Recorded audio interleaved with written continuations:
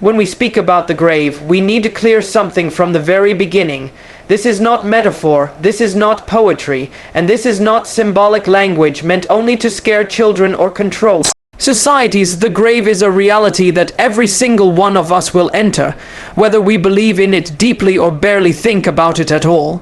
Islam does not allow us the luxury of pretending that death is merely a philosophical idea. It is an appointment already written, and the grave is the first place where that appointment truly begins to unfold. One of the greatest problems of the modern mind is not disbelief, it is distance. Distance from death, distance from accountability, distance from the unseen. We live in a world designed to distract us from endings. Everything around us is engineered to make us feel permanent, stable, secure. We store our memories digitally, we insure our possessions, we plan decades ahead, as if time itself has signed a contract with us.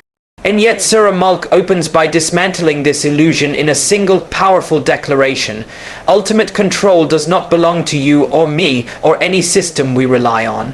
It belongs entirely to Allah, the one in whose hand is all dominion, the one who created death before life so that we would be tested.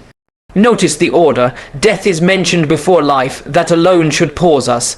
It is as if the Qur'an is forcing the listener to confront the truth we spend our entire lives avoiding. You were not created simply to live comfortably and pass time. You were created to be tested, and that test does not end when your heart stops beating. In many ways, that is when clarity finally begins. Psychologically, we resist thinking about the grave because it strips us of control. In life, we can explain ourselves, we can justify our intentions, we can reframe our mistakes, we can blame circumstances. But the grave is the first space where all excuses collapse. There are no interviews, no public image, no reputation to maintain. It is you and the truth of who you were, and this is precisely why Surah Mulk is so unsettling and so merciful at the same time. It does not allow self-deception, but it also offers protection. The Prophet they described the grave as either a garden from the gardens of Jannah or a pit from the pits of hell. This is not dramatic language for effect, it is diagnostic language. It tells us that the afterlife does not suddenly begin later on. It begins immediately. The trajectory of your soul does not pause, it continues uninterrupted. And Surah Mulk addresses this stage directly, reminding us that the unseen world is not distant, it is layered on top of our own. What makes Surah Mulk unique is that it doesn't focus on graphic imagery alone. Instead, it appeals to the intellect. It repeatedly asks you to look, to reflect, to think. Look at the sky. Can you find any flaw? Look again. Look harder. This is not just a scientific invitation, it is a spiritual challenge. If you cannot find cracks in Allah's creation, why do you assume there will be cracks in His justice? If the universe operates with precision, why do we imagine accountability will be chaotic or unfair? Philosophically, Surah Mulk confronts one of the deepest human anxieties, the fear of meaninglessness. Many people fear death not because they think something terrible will happen afterward, but because they fear nothing will happen at all. Islam does not offer nihilism, it offers responsibility. Your choices matter, your intentions matter.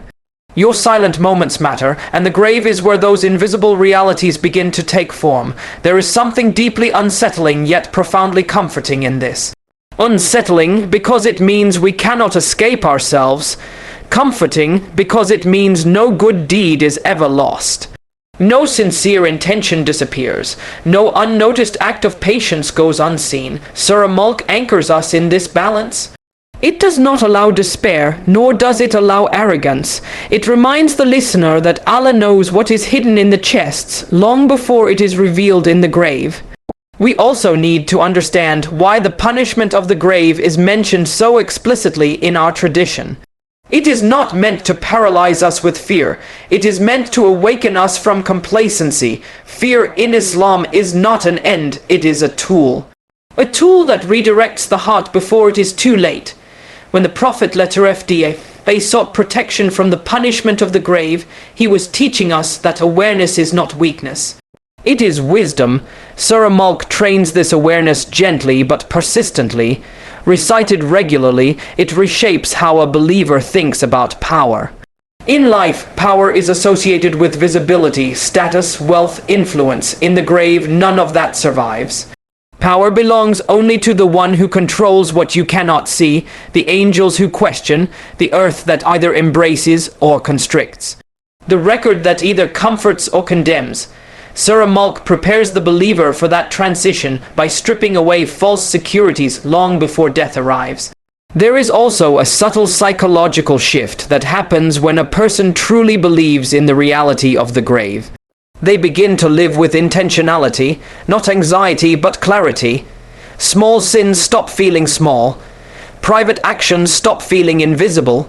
And worship stops being transactional. You are no longer praying merely to get through life. You are preparing for what comes after it. This is why the scholars emphasized Surah Mulk not as a ritual to be rushed through, but as a conversation to be lived with. It asks uncomfortable questions. Who do you fear when no one is watching? Where do you place your trust when control is taken from you? What remains of you when everything familiar is removed? These are not questions for the grave alone. They are questions for right now. And perhaps the most profound mercy in all of this is that Allah warns us in advance. The grave is not a surprise exam. The syllabus has been given, the answers have been hinted at, the protection has been offered. Surah Mulk is not recited after death. It is recited before it because change is only possible while the heart is still beating. So when we say the grave is real, we are not merely stating a theological position. We are issuing an invitation. An invitation to wake up, to realign, to live with the awareness that every night you sleep is a rehearsal and every day you wake is a gift.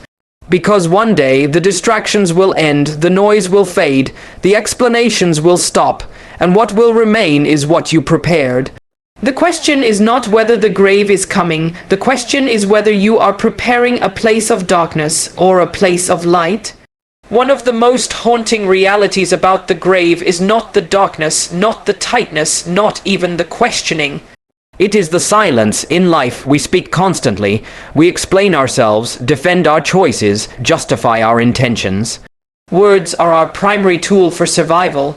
When things go wrong, we talk our way out. When accusations arise, we clarify. When misunderstandings occur, we narrate our side of the story. Language gives us power, but in the grave, that power is taken away. The tongue that shaped relationships, careers, and reputations is no longer free to speak as it once did. And that is where Surah Mulk enters the conversation, not as a recitation we once performed, but as a voice that now performs on our behalf.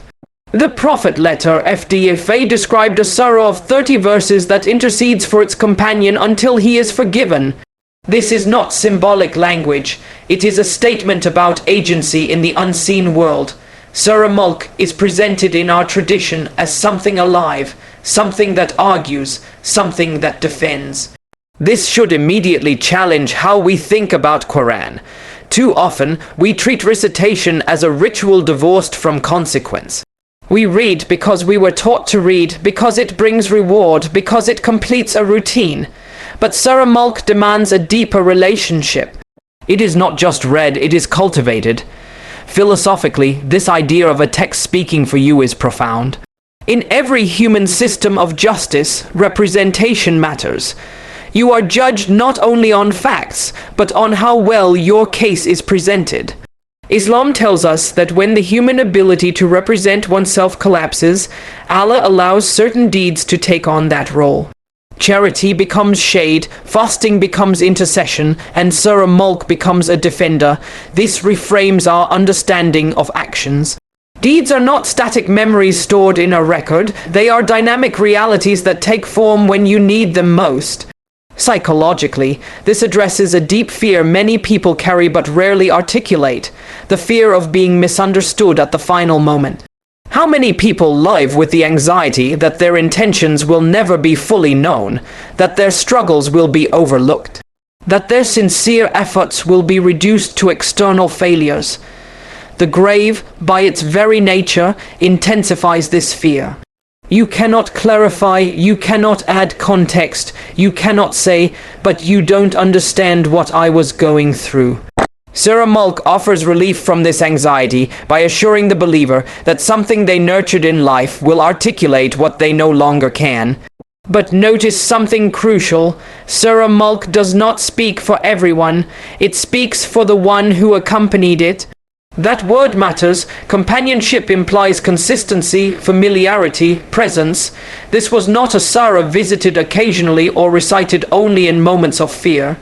It was a surah lived with, repeated, reflected upon, allowed to shape perception. This is where many people misunderstand the promise.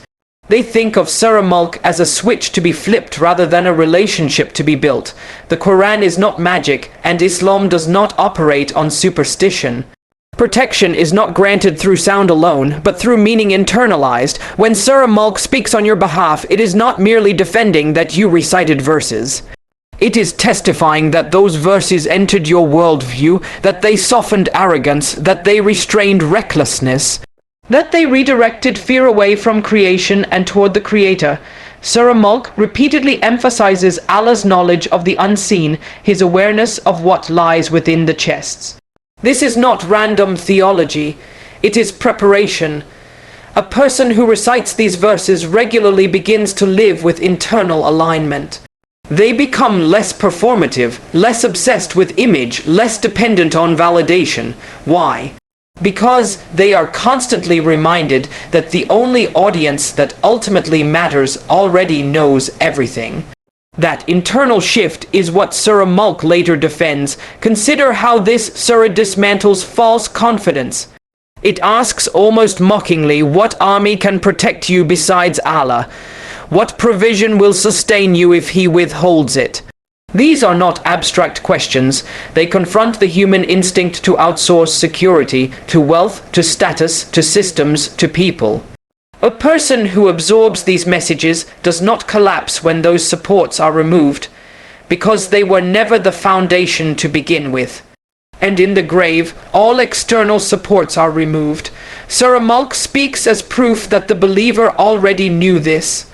There is also a subtle but powerful moral psychology at play here. When you know something will one day speak for you, you treat it differently. Imagine writing a letter that will be read aloud in a court where you cannot be present. Every word suddenly matters. Tone matters, sincerity matters. This is how Surah Mulk should be approached. Each recitation is not just reward accumulation, it is preparation of testimony. This also explains why the Prophet letter FDAFA was so consistent with it, not sporadic, not conditional, night after night. Consistency builds familiarity, and familiarity builds trust. When Surah Mulk stands before Allah on behalf of a servant, it is not a stranger. It is something woven into the rhythm of that person's life. It knows their voice, it recognizes their struggle. It reflects their sincerity, and this challenges a very modern problem, spiritual minimalism, the desire to do the least and expect the most. We ask, what is the smallest action with the biggest reward? Without asking, what kind of person does this action shape me into? Surah Mulk is not a loophole. It is a mirror. It reflects who you were becoming long before the grave. There is also immense mercy here.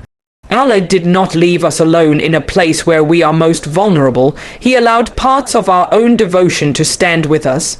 Not angels alone, not intercessors alone, but something we personally engaged with. This transforms the grave from a place of abandonment into a place of encounter. Encounter with truth, yes, but also encounter with mercy, and perhaps this is the most motivating realization of all. You are already writing the voice that will speak for you. Every time you recite Surah Mulk with presence rather than haste, with reflection rather than routine, you are strengthening that voice. You are giving it clarity, you are giving it weight, so the question is no longer whether Surah Mulk can protect you. The question is whether you are building a relationship with it strong enough that it recognizes you when it matters most. Because when your voice is silenced, only what you invested in will speak. And may Allah allow Surah Mulk to speak for us with strength, sincerity, and light. One of the most misunderstood aspects of spiritual growth is the assumption that transformation comes from intensity rather than consistency.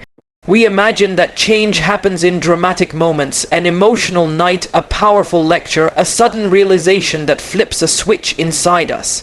And while those moments do matter, they are rarely what sustain a believer over a lifetime. Surah Mulk teaches us something far more profound, that quiet, repeated acts done with sincerity reshape the soul more deeply than occasional bursts of passion. The Prophet Hereafter did not instruct us to recite Surah Mulk once in a lifetime, or only during moments of fear, or only when death feels near. The emphasis in the tradition is clear. It was recited regularly, consistently, often before sleep. And that detail matters. Nighttime is when defense is lower. It is when the mind slows down, when distractions fade, when a person is left alone with their thoughts. Choosing to end the day with Surah Mulk is not just a ritual choice, it is a psychological one. You are deciding what voice has the final word over your consciousness before you surrender to sleep. Consistency, in this sense, is not about discipline alone. It is about identity formation. What you repeat becomes familiar. What becomes familiar begins to feel true, and what feels true slowly shapes how you see the world. When Surah Mulk becomes a nightly companion, its themes stop being abstract theology and start becoming assumptions you carry into daily life.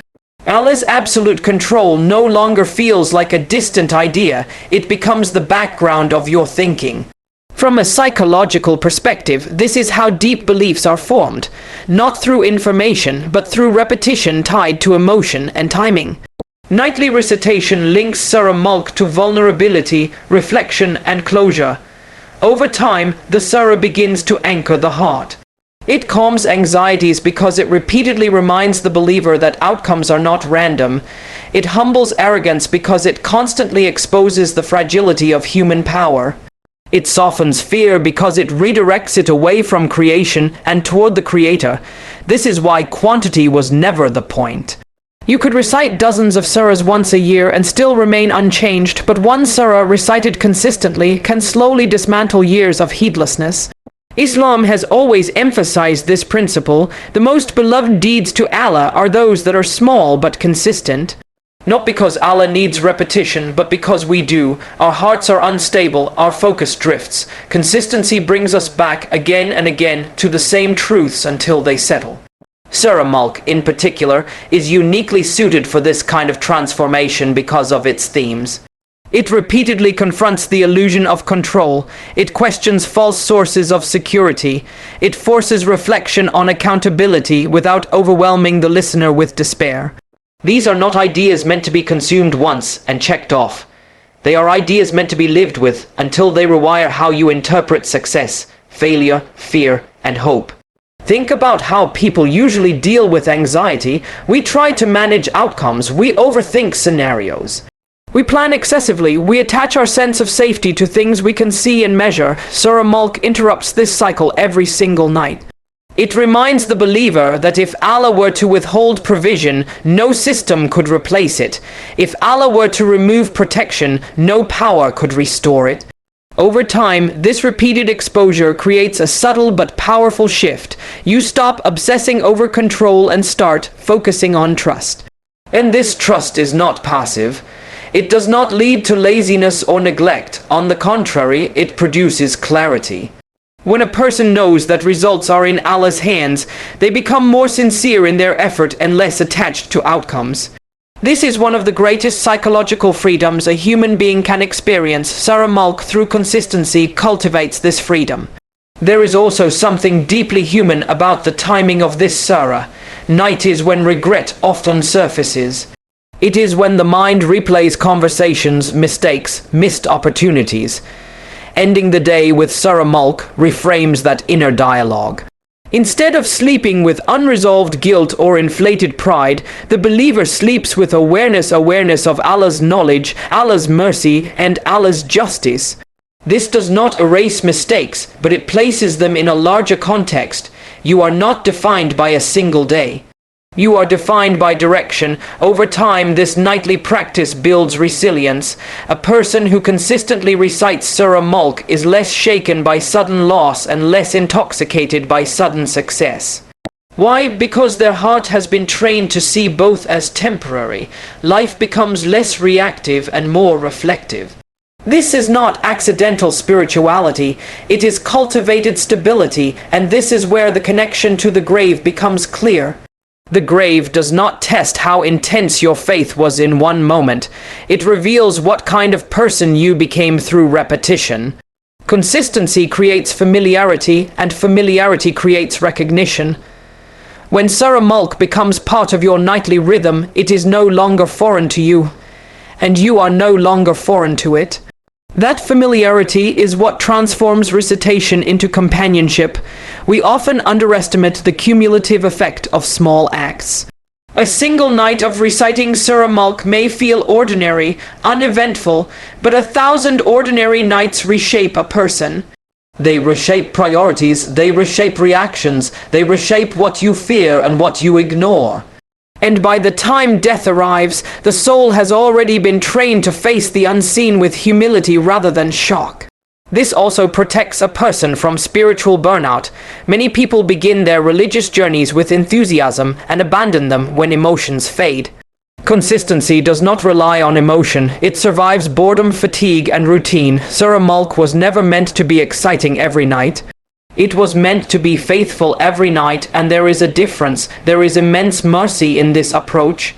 Allah did not make salvation dependent on constant emotional highs or intellectual brilliance. He tied it to sincerity and persistence. Nightly recitation of Surah Mulk becomes a quiet declaration. I may not be perfect, but I am present, I return, I do not abandon. And perhaps that is the deepest transformation of all. Consistency teaches humility. It reminds us that we are not heroes in our own story. We are servants showing up again and again, even when the act feels small. Especially when it feels small, so do not ask whether your recitation feels powerful tonight. Ask whether you will return to it tomorrow night. Because it is not the intensity of one moment that protects a person in the grave. It is the steady light built over a lifetime. And sometimes, the deed that saves you is not the one that shook your heart once, but the one that quietly shaped it every night until the end. One of the most transformative effects of Surah Mulk is not something people usually talk about explicitly, but it may be one of its greatest gifts. It quietly rewires how you understand power, control, and fear, and this matters deeply because most human suffering does not come from a lack of resources or intelligence, but from distorted perceptions of who is in control. We fear the wrong things, we chase the wrong securities, we surrender our peace to forces that were never meant to hold it. Surah Mulk confronts this distortion head on, but it does so without shouting. It does not begin by addressing human weakness, it begins by asserting divine authority. Absolute authority, complete dominion, not shared, not delegated, not symbolic. In the hand of Allah alone is sovereignty over life, death, provision, protection, and outcome. When these words are repeated night after night, they do something subtle but profound. They begin to relocate fear from creation to the Creator. Psychologically, fear is tied to perceived power. We fear what we believe can harm us, control us, or take something from us. This is why people fear loss of income more than loss of integrity, public opinion more than divine displeasure, and instability more than injustice. Surah Mulk dismantles these hierarchies of fear by asking disarming questions. Who can protect you if Allah decides otherwise? Who can provide for you if provision is withheld? These are not rhetorical flourishes, they are intellectual interventions.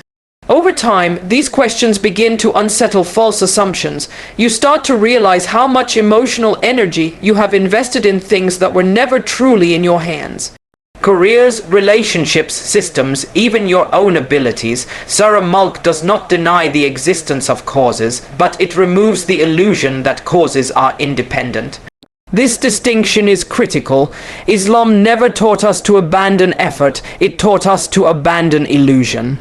This shift has enormous philosophical implications.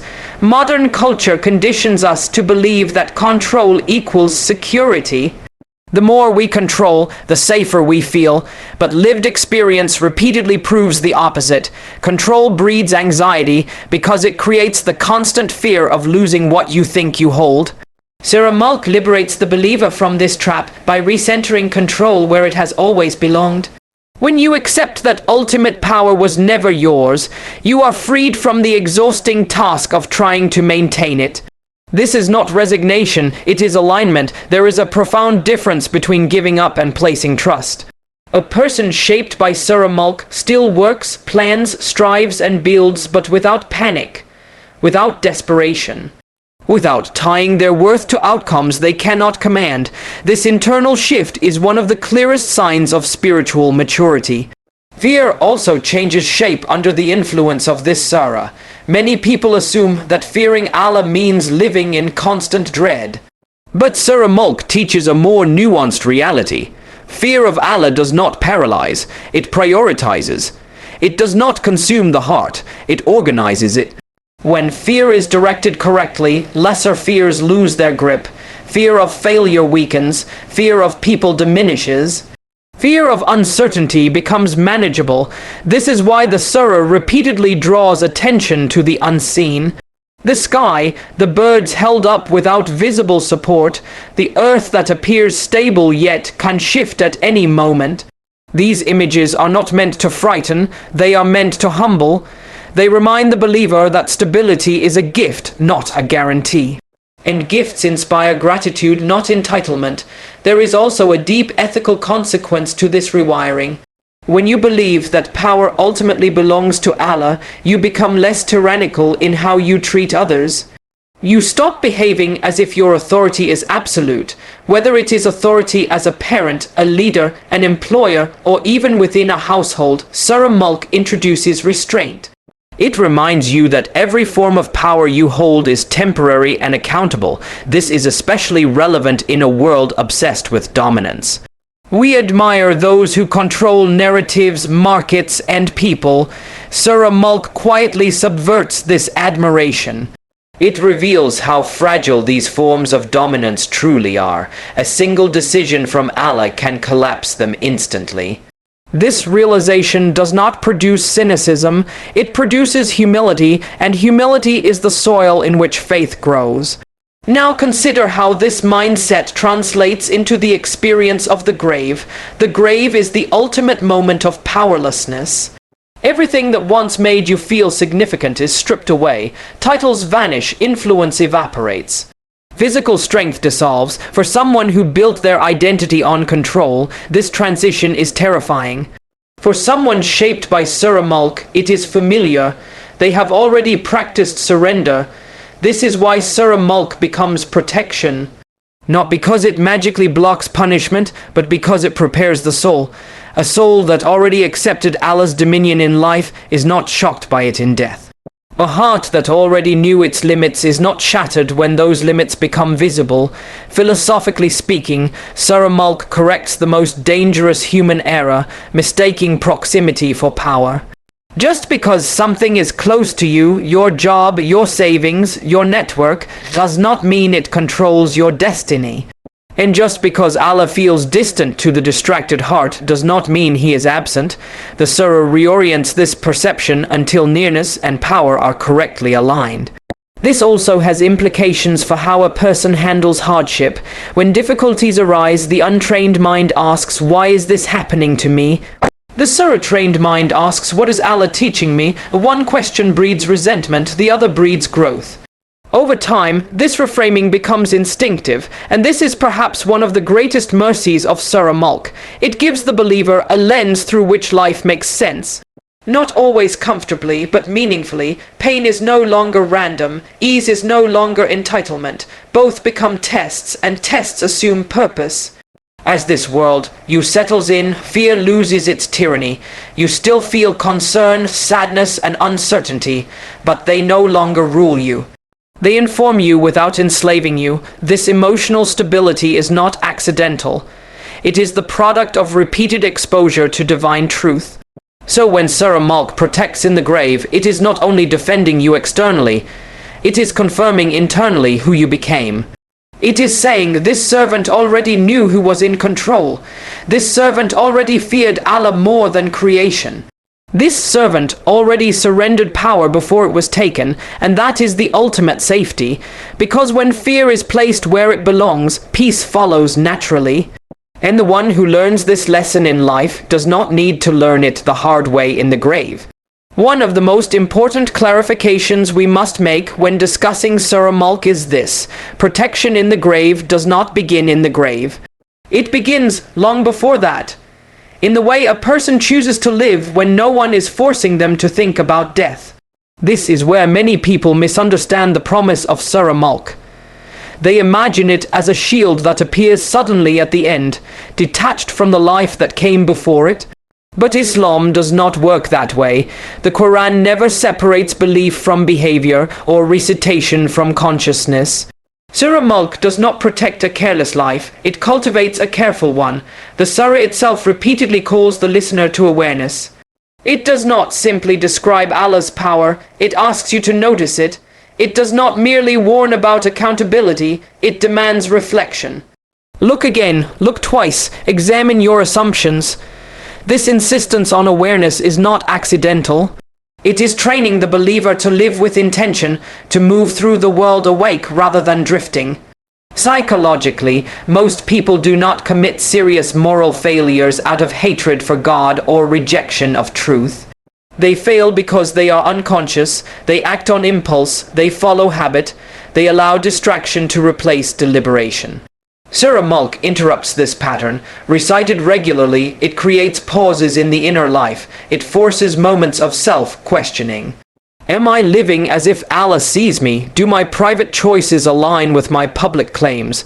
Do I really believe that outcomes are in His hands? This is where taqwa begins, not as fear in the emotional sense, but as awareness in the cognitive sense. Taqwa is living with the understanding that Allah is present, informed, and just, and this awareness reshapes behavior in ways that are often invisible to others but decisive in the unseen. A person with taqwa does not need constant rules imposed on them. They regulate themselves. They hesitate where others rush. They stop where others continue, not because they are perfect, but because they are awake. Surah Mulk nurtures this wakefulness. Its verses repeatedly remind you that Allah knows what is hidden in the chests. That line alone, if internalized, changes everything. It means sincerity matters more than appearance. It means excuses lose their power. It means you stop performing goodness for applause and start pursuing it for alignment. This internal shift is what prepares a person for the grave far more than any outward display. There is also a philosophical honesty in this surah that we often overlook. It does not promise safety without responsibility. It does not offer shortcuts around ethical living. Instead, it presents a worldview where protection is the natural outcome of alignment, not a reward for ritual divorced from meaning.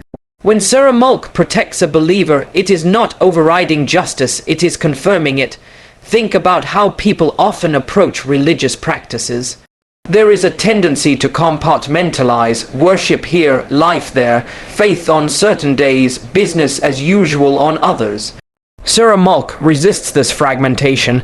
Its message spills into daily decisions. If Allah truly holds dominion, then dishonesty makes less sense. If accountability is real, then cruelty becomes harder to justify. If the unseen is more permanent than the seen, then priorities begin to shift. Over time, this creates coherence in a person's life. Their values stop contradicting their actions as sharply. Their private life begins to resemble their public claims. This does not mean they become flawless. It means they become honest, and honesty before Allah is far more valuable than perfection before people. This is why protection in the grave cannot be separated from conscious living. The grave exposes reality. It does not create it. Whatever state of awareness a person cultivated in life is simply revealed more clearly there. A heart that lived distracted will wake up too late. A heart that lived aware will recognize where it is. Surah Mulk also subtly trains restraint. When you repeatedly reflect on divine power and accountability, impulsive behavior loses its appeal. You begin to see beyond the moment. This is especially significant in a culture driven by instant gratification. Most regret does not come from ignorance, it comes from acting without reflection. Surah Mulk inserts reflection into the believer's rhythm. And this reflection is not gloomy, it is clarifying. It helps a person choose long-term meaning over short-term relief. It helps them tolerate discomfort without compromising values. This psychological strength is not loud, but it is resilient. And resilience is what the soul needs when stripped of all comforts. There is also a moral courage that develops from this awareness. A person who knows they answer to Allah alone becomes less dependent on human approval. They are not reckless, but they are not enslaved either.